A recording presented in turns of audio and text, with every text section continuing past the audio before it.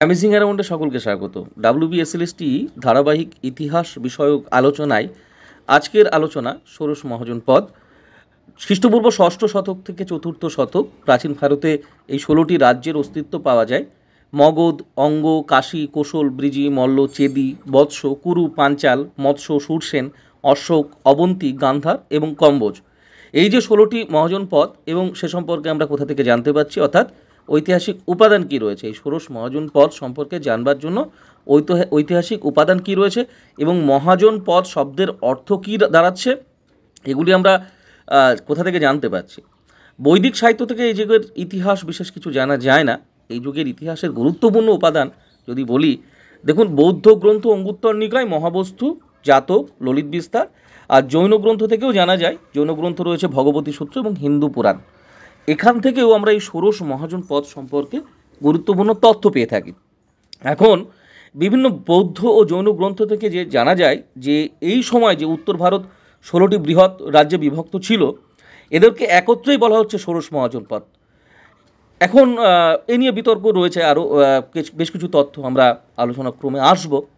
খ্রিস্টপূর্ব ষষ্ঠ শতকের সূচনা থেকে মগধের উত্থান, এই সময়কায় কালকেই মূলত ষোড়শ মহাজনপদের যুগ হিসাবে আমরা চিহ্নিত করছি। তাহলে খ্রিস্টপূর্ব ষষ্ঠ শতক থেকে মগধের উত্থান পর্যন্ত সময়কালকে আমরা কি করছি, ষোড়শ মহাজনপদের যুগ হিসাবে উল্লেখিত করছি। এই সময়কার ইতিহাস জানার জন্য বৌদ্ধ এবং জৈন গ্রন্থের ওপর আমাদের নির্ভর করতে হচ্ছে।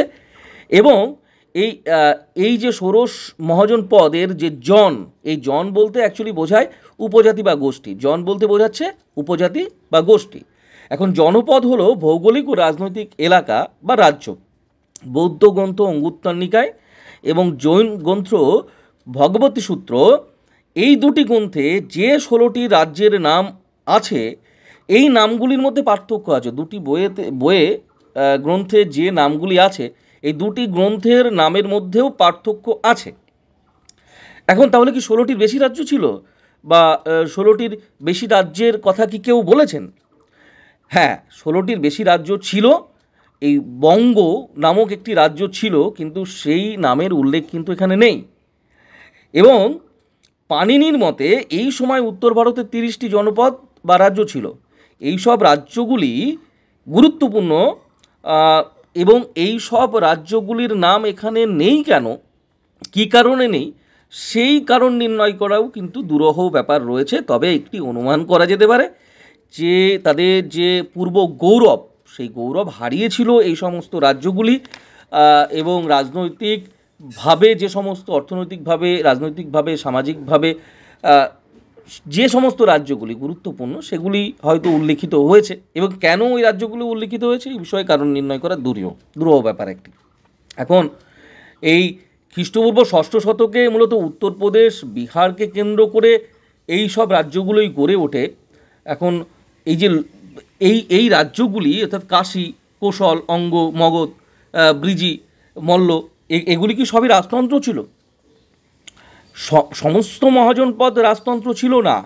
এই মহাজনপদগুলির মধ্যে মগধ ছিল সবচেয়ে শক্তিশালী, এবং এটি ধীরে ধীরে আমরা জানি যে এটি ধীরে ধীরে অন্য মহাজনপদগুলিকে নিজের অধীনে নিয়ে চলে আসে, এবং মহাজনপদগুলি একটা বৃহত্তর অংশ তৈরি হয়, এবং মগধ নামক রাজ্যের একটি উত্থান ঘটে। এখন মহাজনপদগুলির উত্থান এবং তাদের রাজনৈতিক, সামাজিক, অর্থনৈতিক গুরুত্ব প্রাচীন ভারতের ইতিহাসে একটি গুরুত্বপূর্ণ অধ্যায়। এই সময়ে মধ্যে বলা যায় যে উত্তর ভারতে রাজনৈতিক কার্যকলাপ বৃদ্ধি পায়, এবং এই রাজ্যগুলি নিজেদের মধ্যে ক্ষমতা দখলের জন্য একটা লড়াই শুরু করতে থাকে। বৌদ্ধ গ্রন্থ অঙ্গুত্তর নিকায়, জৈন গ্রন্থ ভগবতী সূত্রতে যে 16টি মহাজনপদের উল্লেখ পাওয়া যায়, মূলত সেই মহাজনপদগুলি, অর্থাৎ ষোড়শ মহাজনপদগুলি নিয়েই আমরা আজকে এখানে আলোচনা করতে চলেছি। প্রথমে আমরা মগধ নিয়ে আলোচনা করব। এটি ছিল সবচেয়ে শক্তিশালী মহাজনপদ, এবং এর রাজধানী ছিল রাজগৃহ। পরবর্তীতে এর রাজধানী পাটলিপুত্রে স্থানান্তরিত হয়, অর্থাৎ মগধ ছিল সবথেকে শক্তিশালী। বর্তমান বিহারের গয়া ও পাটনা জেলা নিয়ে এই মগধ রাজ্য গঠিত ছিল। গঙ্গা, সোন ও চম্পা নদী পরিবেষ্টিত মগধ রাজ্যের প্রথম রাজধানী যদি বলি, তাহলে সেটি কিন্তু গিরিব্রজ হবে। এবং পরবর্তীকালে এই রাজধানীর স্থানান্তর হয় প্রথমে রাজগৃহ, পাটলিপুত্র। তাহলে যদি আমরা মগধের রাজধানীগুলোকে সাজাই পরপর, প্রথমে হচ্ছে গিরিব্রজ, তারপরে রাজগৃহ, তারপরে পাটলিপুত্র মগধের রাজধানী থাকে। এই রাজ্যের ভূমি ছিল খুব উর্বর এবং জনগণ সাহসী ও পরিশ্রমী ছিল। খ্রিস্টপূর্ব ষষ্ঠ শতকে বুদ্ধদেবের সমসাময়িক হর্ষঙ্ক বংশীয় রাজা বিম্বিসার মগধের সিংহাসনে বসেন এবং তার আমল থেকেই মগধ শক্তিশালী হয়ে উঠতে থাকে এবং শেষ পর্যন্ত মগধকে কেন্দ্র করে সর্বপ্রথম এক সর্বভারতীয় সাম্রাজ্য গড়ে ওঠে। আমরা এই মগধ এর ইতিহাস সম্পর্কে আরও ভালো করে জানবো পরবর্তী ভিডিওটিতে, কারণ হর্ষঙ্ক বংশের আলোচনা, শিশুনাগ বংশের আলোচনা, সেই সময়টিতে আমরা এই মগধ নিয়ে আরও জানবো। ষোড়শ মহাজন পদে মগধের যে গুরুত্ব, যে এটি ছিল সবচেয়ে শক্তিশালী মহাজনপদ এবং এর রাজধানী, প্রথম রাজধানী ছিল গিরিব্রজ, তার পরবর্তীতে রাজধানীর স্থানান্তর হয়, রাজধানী রাজগৃহ এবং পাটলিপুত্রে অবস্থান করে এবং বর্তমান বিহার, গয়া, পাটনা জেলা এই নিয়েই মগধ গঠিত ছিল। পার্শ্ববর্তী যে সমস্ত নদী, গঙ্গা, সোন, চম্পা, এই নদীগুলি ছিল মগধের। এর পরবর্তীতে আমাদের আলোচনায় এসে দাঁড়াবে কাশী। কাশী সম্পর্কে আমরা আলোচনা করব। ষোড়শ মহাজন পদ যুগের, অর্থাৎ ষোড়শ মহাজন পদ, এগুলির মধ্যে কাশী ছিল উল্লেখযোগ্য। এর রাজধানী ছিল বারাণসী এবং সর্বাপেক্ষা প্রথম দিকে কাশী ছিল সর্বাপেক্ষা শক্তিশালী ও সমৃদ্ধ রাজ্য। প্রথম দিকে ষোড়শ মহাজন পদের সূচনা, খ্রিস্টপূর্ব ষষ্ঠ শতকের যে সূচনা। এর রাজধানী বারাণসী। বরুণা ও অসি নামে গঙ্গার দুই শাখা নদী এই নগরটিকে বেষ্টন করেছিল বলে, ঘিরে রেখেছিল বলে এর নাম বারাণসী। তাহলে দুটি নদীর নাম পাচ্ছি এখানে, বরুণা ও অসি। এই দুটি নদী, গঙ্গার শাখা নদী, এরা ঘিরে রেখেছিল এই মহাজনপদটিকে, তাই এর নাম বলা হচ্ছে যে এর রাজধানী সেটা হচ্ছে বারাণসী। জাতক থেকে কোশল অঙ্গরাজ্যের সঙ্গে কাশীর প্রতিদ্বন্দ্বিতার কথা জানা যায়। জাতক নামক যে গ্রন্থ, সেখান থেকে কিন্তু এই বিষয়ে জানা যায়। গৌতম বুদ্ধের সময় কাশী রাজ্যের পতন ঘটে এবং কোশলরা এই কাশী রাজ্যকে দখল করে নেয়। তাহলে এখানে আমরা কি পেলাম? আরেকটি মহাজনপদের নাম পেলাম, যার নাম কোশল। এই কোশল রাজ্যের রাজধানী ছিল সাকেত ও শ্রাবস্তি। এই কোশল রাজ্যের রাজধানী ছিল সাকেত বা শ্রাবস্তি। বর্তমান উত্তরপ্রদেশের যে উত্তরপ্রদেশের পূর্বাঞ্চলে যে অংশ, সেই অংশ নিয়েই গঠিত ছিল এই কোশল বৃহৎ রাজ্য। রাজধানী ছিল শ্রাবস্তি এবং এই যে কোশল রাজ্যের রাজধানী ছিল সাকেত ও শ্রাবস্তি, এটা বলা হচ্ছে। তাহলে আমরা দেখলাম যে উত্তরপ্রদেশের পূর্বাঞ্চল নিয়ে গঠিত বৃহৎ রাজ্য, প্রথম দিকে রাজধানী শ্রাবস্তি। কাশী রাজ্যের পতনের পর কোশল আর্যাবত্যের নিজের যে প্রাধান্য তা প্রতিষ্ঠা করে। মগধ রাজ্যের উত্থানের পূর্ব পর্যন্ত কোশল ছিল উত্তর ভারতের শ্রেষ্ঠ শক্তি। মহাভারত খ্যাত বিখ্যাত ইক্ষ্বাকু বংশের মহাকোশল এই কোশলে রাজত্ব করতেন এবং তিনি তার কন্যা কোশল দেবীর সঙ্গে এই মগধের রাজা বিম্বিসারের বিবাহ দেন এবং কোশল রাজ প্রসেনজিৎ গৌতম বুদ্ধের সমসাময়িক ছিলেন। এরপরে আসবো আমরা অঙ্গ। বর্তমান বিহারের ভাগলপুর, মুঙ্গের জেলা নিয়ে অঙ্গরাজ্য গঠিত ছিল। তাহলে এটা কিন্তু বিহারের অংশ নিয়ে, এবং ঐতরেয় ব্রাহ্মণ নামক গ্রন্থে অঙ্গরাজ্যের সমৃদ্ধির কথা বলা হচ্ছে। গঙ্গা, চম্পা এই দুটি নদীর সঙ্গমস্থলে এই চম্পা নগরী ছিল এই রাজ্যের রাজধানী। অঙ্গের রাজধানীর নাম চম্পা। এবং বুদ্ধদেবের সময় ভারতের 6টি যে প্রধান নগরী ছিল, অর্থাৎ রাজগৃহ, শ্রাবস্তি, বারাণসী, সাকেত, কৌশাম্বী, এর মধ্যে একটি উল্লেখযোগ্য ছিল চম্পা। এই যে 5টি নগরী, তার 5টি নগরীর মধ্যে এই যে চম্পা অর্থাৎ 5টি নগরী এবং চম্পা দিয়ে 6টি নগরী গুরুত্বপূর্ণ ছিল। বৌদ্ধ সাহিত্যে এই অঙ্গরাজ্যকে ভারতের অন্যতম শ্রেষ্ঠ রাজ্য বলে গণনা করা হচ্ছে। এই রাজ্য সমৃদ্ধশালী ছিল, বৈদেশিক বাণিজ্য চলত, চম্পানগরী ছিল বাণিজ্যের মূল কেন্দ্র এবং এর বণিকেরা গঙ্গার অববাহিকা ধরে সুবর্ণভূমি বা দক্ষিণ পূর্ব এশিয়ায় বাণিজ্যের জন্যও যাতায়াত করত। এটি গুরুত্বপূর্ণ। এবং দক্ষিণ পূর্ব এশিয়ার আন্নাম ও কোচিন চীনে চম্পা নামে একটি হিন্দু উপনিবেশ গড়ে তোলে। উত্তর ভারতে রাজনৈতিক আধিপত্য প্রতিষ্ঠার সংগ্রামে এই অঙ্গরাজ্যের প্রধান প্রতিদ্বন্দ্বী যে রাজ্যটি ছিল সেটি হলো মগধ। শেষ পর্যন্ত মগধরাজ বিম্বিসার এই রাজ্যটি নিয়ে নেন, অধিকার করে নেন। এবং এই যে অঙ্গরাজ্য, সেই অঙ্গরাজ্যের ক্ষমতা, অঙ্গরাজ্যের বাণিজ্যিক যে অবস্থান গুরুত্বপূর্ণ ছিল। এখান থেকে আমাদের মনে রাখতে হবে কয়েকটি বিষয়। সে অঙ্গরাজ্যের রাজধানী চম্পা এবং 5টি যে নগরী, এবং এই অঙ্গরাজ্য বর্তমান কোথায় অবস্থিত, বিহারের ভাগলপুর মুঙ্গের জেলা নিয়ে অঙ্গরাজ্য গঠিত হচ্ছে। এরপরে আমরা আলোচনা করব ব্রিজি নিয়ে। এটি গুরুত্বপূর্ণ। ব্রিজি এটি ছিল অ্যাকচুয়ালি প্রজাতান্ত্রিক রাজ্য এবং এর রাজধানী ছিল বৈশালী। গঙ্গা নদীর উত্তর ভাগ থেকে নেপাল পর্বতমালা পর্যন্ত যে স্থান, সেটাকেই বলা হচ্ছে বজ্জি বা ব্রিজি। প্রজাতন্ত্র গঠিত ছিল এই অঞ্চলে, গঙ্গা নদীর উত্তর ভাগ থেকে নেপাল পর্বতমালা। এখানে ঐতিহাসিক কানিংহাম তার মতে 8টি উপজাতি গোষ্ঠীর মানুষ যৌথভাবে এই প্রজাতান্ত্রিক রাজ্যের প্রতিষ্ঠা করেছিল। ঐতিহাসিক কানিংহাম তার মতে কি বলছে, 8টি উপজাতি গোষ্ঠীর মানুষ যৌথভাবে এই প্রজাতান্ত্রিক রাজ্যের প্রতিষ্ঠা করেছিলেন। এর মধ্যে শাক্য, লিচ্ছবি, রাত্তিক, বিদেহ ও ব্রিজি ছিল বিশেষ উল্লেখযোগ্য।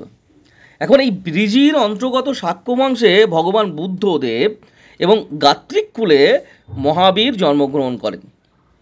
বৈশালী অর্থাৎ বর্তমান মুজফ্ফর জেলা ছিল এই রাজ্যের রাজধানী। বর্তমানে যে মুজফ্ফর জেলা, সেটা প্রাচীন নাম বৈশালী, এই রাজ্যের রাজধানী ছিল। এবং বৈশালী ছিল সমকালীন ভারতের অন্যতম শ্রেষ্ঠ নগর। বিভিন্ন বৌদ্ধ গ্রন্থে এই বৈশালীর সমৃদ্ধির কথা আছে। এরপরে আমরা আলোচনা করব মল্ল। ব্রিজি রাজ্যের উত্তরে সম্ভবত উত্তরপ্রদেশের গোরক্ষপুর জেলা, এই জেলাতেই এই মল্ল রাজ্যটি অবস্থিত ছিল। ব্রিজি রাজ্যের মতো এটি ছিল গণতান্ত্রিক রাজ্য, অর্থাৎ এটিও কিন্তু প্রজাতান্ত্রিক রাজ্য এই ব্রিজির মতনই। তবে এই রাজ্য 2 অংশে বিভক্ত ছিল এবং তাদের রাজধানী ছিল কুশীনগর ও পাবা। রাজ্যটির 2 অংশ, কুশীনগর ও পাবা, এই রাজধানী হিসাবে পরিগণিত হতো। এবং 2 অংশে এই বুদ্ধদেবের প্রচুর শিষ্য ছিল এই কুশীনগরে, এবং বুদ্ধদেব কুশীনগরেই দেহ রক্ষা করেন। এই যে মল্ল বা মালব, এই মল্ল বা মালবের 2টি অংশ। তাহলে মল্ল বা মালব এখানে দেখা যাচ্ছে গুরুত্বপূর্ণ যে অংশটি মল্ল বা মালবের, এর রাজধানী কিন্তু 2টি, কুশিনারা এবং পাবা। এবং এটি অবস্থিত ছিল উত্তরপ্রদেশের গোরক্ষপুর জেলায়। এবং ব্রিজি রাজ্য প্রজাতান্ত্রিক রাজ্য, ব্রিজির মতনই এটিও, এই যে ব্রিজির মতন মল্ল প্রজাতান্ত্রিক, 2টি প্রজাতান্ত্রিক রাজ্যের তাহলে আমরা নাম পেলাম মহাজনপদের। একটি হচ্ছে ব্রিজি আর একটি হচ্ছে মল্ল। কিন্তু মল্লের যে বিষয়টি, সেটি হচ্ছে মল্লের 2টি অর্থাৎ মালবের 2টি রাজধানী ছিল এবং রাজ্যটির 2 অংশেই বুদ্ধদেবের প্রচুর জনপ্রিয়তা ছিল, বুদ্ধদেবের প্রচুর শিষ্য ছিল, বুদ্ধদেবের এখানে বেশ জনপ্রিয়তা। এবং বুদ্ধদেব এই কুশীনগরে তার দেহ রক্ষা করেন। পরবর্তী যে মহাজনপদটি নিয়ে আমরা আলোচনা করব সেটি হলো চেদি। এই চেদি হলো মহাভারত এবং তারও আগের একটি প্রাচীন রাজ্য। যমুনা নদীর কাছে বর্তমান বুন্দেলখণ্ড যে অঞ্চলটি এবং তার যে আশেপাশের এলাকা, এই এলাকাটা নিয়েই গঠিত হচ্ছে এই চেদি নামক রাজ্য বা মহাজনপদ। আর এই চেদির রাজধানী বর্তমান উত্তরপ্রদেশের বান্দা যে অঞ্চলটি রয়েছে, চেদির রাজধানীর নাম ছিল শুক্তিমতি। শুক্তিমতি, এবং যেটি বর্তমান উত্তরপ্রদেশের বান্দা নামক অঞ্চলে অবস্থান করছে। এবং কাশী রাজ্যের সঙ্গে চেদি রাজ্যের বা মহাজনপদের একটি কিন্তু ঘনিষ্ঠ যোগাযোগ ছিল। আর এরপরে আমরা আলোচনা করছি বৎস বা বংশ নামক যে মহাজনপদটি রয়েছে, বর্তমান উত্তরপ্রদেশের এলাহাবাদের কাছে গঙ্গার দক্ষিণ তীরে এই বৎস রাজ্যটি অবস্থিত। এর রাজধানী ছিল প্রাচীন কৌশাম্বী নগরী, বর্তমান কোসাম বলা হচ্ছে। এই রাজ্যটি কৃষিতে খুব উন্নত ছিল এবং তুলাজাত বস্ত্র উৎপাদন ছিল এই রাজ্যের প্রধান শিল্প। তাহলে প্রশ্ন যদি আসে যে তুলাজাত বস্ত্র উৎপাদনে প্রধান শিল্প হিসাবে কোন মহাজনপদ উল্লেখযোগ্য? বৎস বংশ। এবং এই বৎস রাজা ছিলেন উদয়ন। প্রাচীন ভারতের এক বিশিষ্ট ব্যক্তি ছিলেন এই বৎসরাজ উদয়ন। মহাকবি ভাস তার স্বপ্ন বাসবদত্তা এবং শ্রীহর্ষের রত্নাবলী ও প্রিয়দর্শিকা, এই তিনটি নাটকের নায়কই হলেন এই উদয়ন। সুতরাং বৎস রাজ উদয়ন এবং বৎস বংশ বা মহাজনপদ অতি উল্লেখযোগ্য। এবং এই উদয়ন গৌতম বুদ্ধের সমসাময়িক ছিলেন, মগধরাজ বিম্বিসার এবং অজাতশত্রুরও সমসাময়িক ছিলেন। তাহলে সমসাময়িক যে রাজাগণ বা সমসাময়িক যে সমস্ত প্রাচীন ভারতীয় ব্যক্তিবর্গ, যেমন উদয়ন, গৌতম বুদ্ধ, মগধরাজ বিম্বিসার, অজাতশত্রু সমসাময়িক ছিলেন। এবং কথা সরিত সাগর গ্রন্থে এই উদয়ন রাজা বৎসরাজ উদয়নের দিগ্বিজয়ের বর্ণনা আছে। এখন বৎসরাজ উদয়ন শব্দটা আমরা হয়তো শুনেছি, নামটা শুনেছি। এই বৎসরাজ হচ্ছেন এই বৎস নামক মহাজনপদের রাজা, এবং সে বিষয়ে রত্নাবলী, প্রিয়দর্শিকা, স্বপ্ন বাসবদত্তা এই সমস্ত নাটক থেকেও কিছুটা তথ্য পাওয়া যায়। কুরু, পরবর্তী মহাজনপদ কুরু। দিল্লি ও তার সন্নিহিত অঞ্চল নিয়ে এই কুরু রাজ্য গঠিত ছিল, এবং কুরু রাজ্যের রাজধানী ছিল ইন্দ্রপ্রস্থ। কুরু রাজ্যের রাজধানী ইন্দ্রপ্রস্থ। মহাভারতের যুগেও এর রাজধানী ছিল ইন্দ্রপ্রস্থ। হস্তিনাপুর ছিল এই রাজ্যের অন্যতম প্রধান শহর, এবং পালি গ্রন্থ অনুসারে খ্রিস্টপূর্ব 6ষ্ঠ শতকে যুধিষ্ঠিরের বংশধররা এখানে রাজত্ব করতেন। এ সম্পর্কে অবশ্য মতপার্থক্য আছে, এ সম্পর্কে অবশ্যই বিভেদ বা মতের একটা অমিল দেখা যায়। তবে এই রাজ্যটি ব্রাহ্মণ্য সংস্কৃতির অন্যতম কেন্দ্র ছিল। এটা মনে রাখতে হবে যে কুরু রাজ্যটি ব্রাহ্মণ্য সংস্কৃতির অন্যতম কেন্দ্র ছিল। ইন্দ্রপ্রস্থ কুরু রাজ্যের রাজধানী ছিল। দিল্লি ও তার আশেপাশের অঞ্চল নিয়ে কুরু রাজ্য গঠিত ছিল। বর্তমান দিল্লি যে অঞ্চলটি রয়েছে তার আশেপাশে যে সমস্ত অঞ্চল, তার অবস্থান ছিল, কুরু রাজ্যের অবস্থান সেই স্থানেই ছিল। এবং এই কুরু রাজ্যের বংশধররা এখানে রাজত্ব করতেন, যুধিষ্ঠিরের বংশধররা এখানে রাজত্ব করতেন। এই সম্পর্কে অবশ্য মতপার্থক্য আছে। তো যাই হোক, রাজ্যটি ব্রাহ্মণ্য সংস্কৃতির অন্যতম কেন্দ্র ছিল একদম।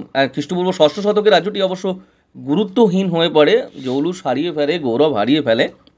পরবর্তী পাঞ্চাল, কুরু রাজ্যের প্রতিবেশী পাঞ্চাল রাজ্যটিও মহাভারতের যুগে বিখ্যাত ছিল। বর্তমান রোহিলখণ্ড উত্তরপ্রদেশের গঙ্গা যমুনা দোয়াবের কিছু অংশ নিয়ে এই রাজ্যটি গঠিত ছিল।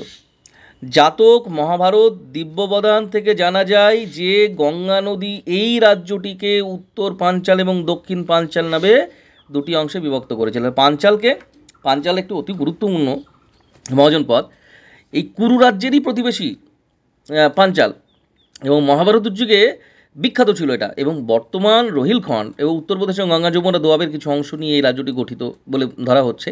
তো জাতক মহাভারত এবং দিব্যবদান থেকে জানা যাচ্ছে যে গঙ্গা নদী এই রাজ্যটিকে উত্তর পাঞ্চাল এবং দক্ষিণ পাঞ্চাল নামে দুটি অংশে বিভক্ত করেছে। এই উত্তর পাঞ্চালের রাজধানী ছিল অহিচ্ছত্র। এখন প্রশ্ন যদি আলাদা করে আসে, উত্তর পাঞ্চালের রাজধানী কী ছিল? মহাজনপদ পাঞ্চালের উত্তর পাঞ্চাল অংশের রাজধানী ছিল অহিচ্ছত্র, উত্তর পাঞ্চাল অঞ্চলে, এবং দক্ষিণ পাঞ্চালের রাজধানী ছিল কাম্পিল্য। তাহলে উত্তর পাঞ্চালের রাজধানী অহিচ্ছত্র, দক্ষিণ পাঞ্চালের রাজধানী ছিল কাম্পিল্য, এবং বৌদ্ধ সাহিত্য থেকে জানা যাচ্ছে যে উত্তর পাঞ্চালের অধিকার নিয়ে প্রাচীন যুগে কুরু ও পাঞ্চালদের মধ্যে বহুবার যুদ্ধ হয়েছে, সংঘর্ষ হয়েছে, বহুবার। পরবর্তী মহাজনপদ মৎস্য। বর্তমান এই যে মৎস্যের রাজধানী ছিল বিরাটনগর, এই মৎস্য রাজ্যের রাজধানী ছিল বিরাটনগর। তো বর্তমান রাজপুতনার জয়পুর, ভরতপুর, আলোয়ার যে অংশটা আছে সে তা নিয়ে মৎস্য রাজ্য গঠিত। এবং মহাভারতে খ্যাতি আছে, বিরাট খ্যাতিমান রাজা ছিলেন বিরাট রাজা, এর প্রতিষ্ঠাতা ছিলেন খ্যাতিমান, মহাভারতের খ্যাতিমান বিরাট রাজা এর প্রতিষ্ঠাতা ছিলেন, এবং তার নাম অনুসারে এই রাজ্যের রাজধানীর নাম হয় বিরাটনগর, অর্থাৎ বর্তমানে যাকে বলা হচ্ছে বৈরাট। মহাভারতে এই রাজ্যের সমৃদ্ধির উল্লেখ আছে, এই মৎস্য রাজ্যের উল্লেখ আছে। পরবর্তী মহাজনপদ সুরসেন। পাঞ্চালের পাশেই, একদম পাঞ্চালের পাশে যমুনা নদীর তীরে সুরসেন রাজ্য অবস্থিত ছিল। এর রাজধানী ছিল মথুরা। মহাভারত ও পুরাণ অনুসারে যদু বা যাদব বংশীয় রাজারা এখানে রাজত্ব করতেন, এই সুরসেনে রাজত্ব করতেন। এর রাজধানী ছিল মথুরা।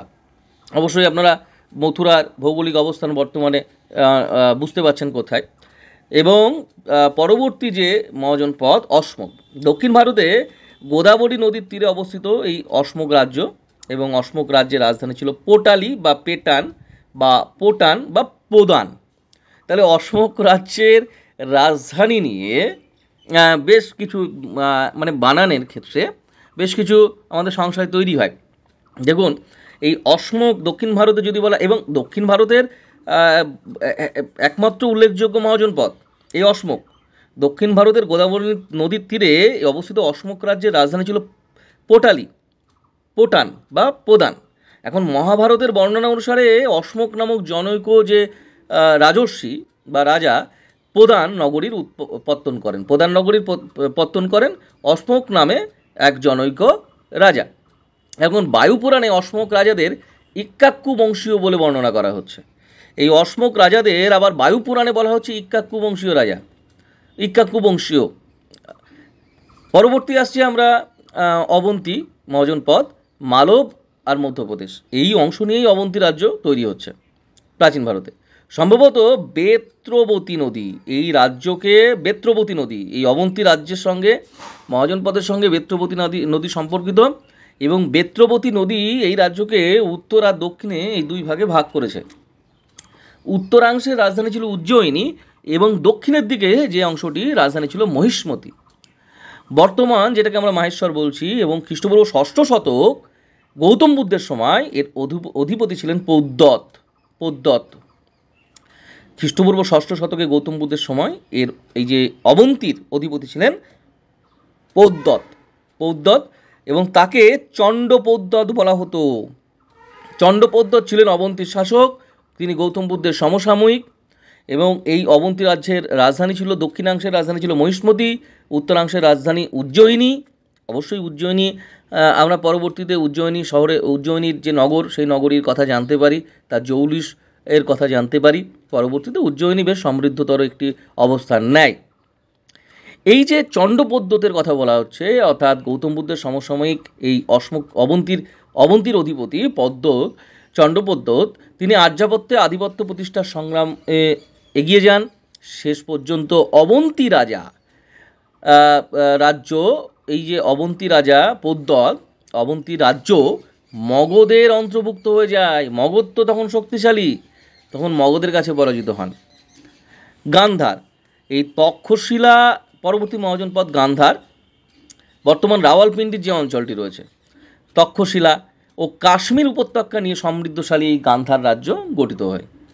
মহাভারতে এর উল্লেখ আছে, এবং ধৃতরাষ্ট্রের পত্নী গান্ধারী ছিলেন এই রাজ্যের রাজকন্যা। তাহলে গান্ধারী, এখানে একটা লিঙ্ক পাওয়া যাচ্ছে, মনে রাখার জন্য খুব সহজ হয়।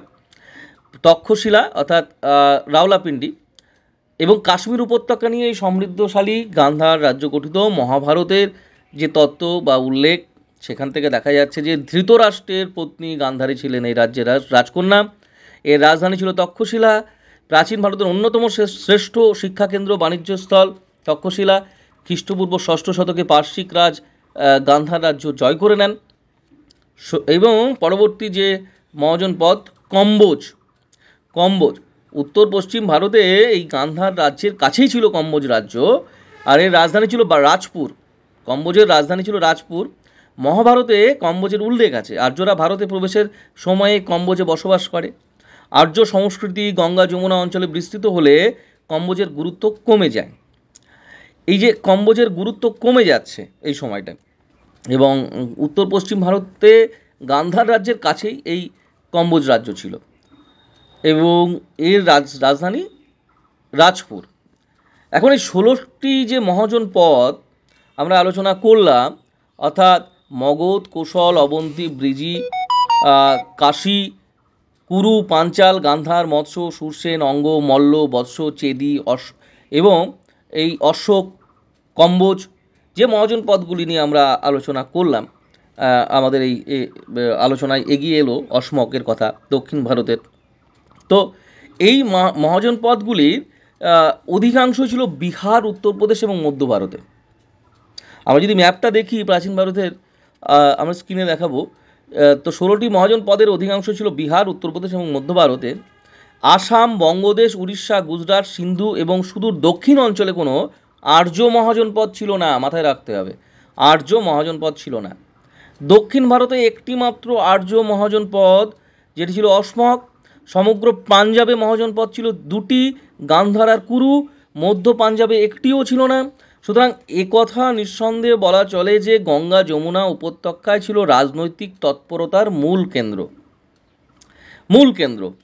এবং মহাজনপদগুলির মধ্যে ব্রিজি ও মল্ল ছিল গণরাজ্য, প্রজাতান্ত্রিক। এছাড়াও এ যুগের প্রজাতান্ত্রিক রাজ্যগুলির মধ্যে আরও ছিল, যেমন কপিলাবস্তুর শাক্য, রামগ্রামের কৌলীয়, পিপ্পলিবনের মৌরেয়, সুমসুমারের গিরির ভাগক, কেশপুত্তরের কালামা, অল্লকপাপারের বুলি প্রভৃতি ছিল, যেগুলি প্রজাতান্ত্রিক। ষোড়শ মহাজনপদগুলির মধ্যে অবন্তী, বৎস, কোশল ও মগধ বেশ শক্তিশালী ছিল। আর্যাবত্যে প্রাধান্য স্থাপনের উদ্দেশ্যে তাদের মধ্যে যুদ্ধ হতো। শেষ পর্যন্ত মগধের সাফল্যেই এই প্রতিদ্বন্দ্বিতার অবসান ঘটে এবং মগধ একটা সাম্রাজ্য বিস্তারের দিকে, মগধের যে সাম্রাজ্য, তা সূচনা ঘটে। আমরা একেবারে এই রাজধানীর একটু জেনে নিই, অর্থাৎ ষোড়শ মহাজনপদের 16টি উল্লেখযোগ্য 16টি মহাজনপদের রাজধানী। মগধের রাজধানী, আমরা প্রথম মগধের রাজধানী এখানে আলোচনা করতে গিয়ে কিন্তু 3টি রাজধানীর কথা আমরা জানতে পারি। মগধের ক্ষেত্রে 3টি রাজধানী। মগধের প্রথম দিকে রাজধানী ছিল গিরিব্রজ, পরবর্তীতে রাজগৃহ, পাটলিপুত্র রাজধানীর স্থানান্তর হয়। কোশল রাজ্যের রাজধানী ছিল সাকেত ও শ্রাবস্তী। অবন্তী এর 2টি অংশ ছিল, উত্তর অবন্তী যার রাজধানী ছিল উজ্জয়িনী এবং দক্ষিণ অবন্তী যার রাজধানী ছিল মহিষ্মতি। ব্রিজি এটি একটি প্রজাতান্ত্রিক রাজ্য এবং এর রাজধানী ছিল বৈশালী। কাশী এই রাজ্যের রাজধানী ছিল বারাণসী। কুরু এই রাজ্যের রাজধানী ছিল ইন্দ্রপ্রস্থ। পাঞ্চাল এর 2টি অংশ ছিল, উত্তর পাঞ্চাল এবং দক্ষিণ পাঞ্চাল। তো উত্তর পাঞ্চালের রাজধানী অহিচ্ছত্র এবং দক্ষিণ পাঞ্চালের কম্পিল্য। গান্ধার এর রাজধানী ছিল তক্ষশিলা। মৎস্যের রাজধানী, মৎস্য নামক মহাজনপদের রাজধানী বিরাটনগর, অবশ্যই বিরাট নামক যে রাজা তার নাম অনুসারে। সুরসেন এর রাজধানী ছিল মথুরা। অঙ্গের রাজধানী চম্পা। মল্ল এর রাজধানী কুশিনারা ও পাবা। বৎস এর রাজধানী ছিল কৌশাম্বী। চেদি মহাজনপদের রাজধানী ছিল শুক্তিমতি। অসমক এর রাজধানী ছিল পৈঠান। কম্বোজের রাজধানী ছিল পুঞ্চ। কম্বোজ যে মহাজনপদ তার রাজধানী ছিল পুঞ্চ। এর পরবর্তীতে আলোচনায় অবশ্যই মগধ সাম্রাজ্যের উত্থান আসবে। বিম্বিসার থেকে নন্দ বংশের পতন পর্যন্ত যে প্রাচীন ভারতীয় ইতিহাস রয়েছে, হর্ষঙ্ক বংশ, সেক্ষেত্রে রাজা বিম্বিসার 545 থেকে 493 খ্রিস্টপূর্বাব্দ পর্যন্ত তিনি মগধের শাসন করেন। হর্ষঙ্ক বংশের ইতিহাস রয়েছে। এবং তারপরে অজাতশত্রুর কথা আমরা জানব। অজাতশত্রু মগধের পরবর্তী শাসক ছিলেন এবং বিম্বিসারের দ্বিতীয় পত্নী লিচ্ছবি রাজকন্যা চেল্লোনার গর্ভজাত পুত্র ছিলেন ওই অজাতশত্রু, এবং সিংহাসন আরোহণের পূর্বে তিনি ছিলেন চম্পার শাসক। চম্পা নামক যে মহাজনপদ সেখানকার শাসক। অজাতশত্রুর পরেই এই হর্ষঙ্ক বংশের পরেই আমরা এই মগধকে কেন্দ্র করে শিশুনাগ বংশের কথা জানতে পারবো। 430 থেকে 364 খ্রিস্টপূর্বাব্দ শিশুনাগ বংশ। শিশুনাগ বংশের পরে আমরা নন্দ বংশের কথা জানতে পারবো। শিশুনাগ বংশের রাজা শিশুনাগ এবং কালাশোক এই দুজন রাজার কথা আমরা জানব। এবং শিশুনাগ ছিলেন মূলত বৈশালীর রাজপুত্র, এবং শিশুনাগের পরেই সিংহাসনে বসেন এই কালাশক বা কাকবর্ণ যাকে বলা হচ্ছে।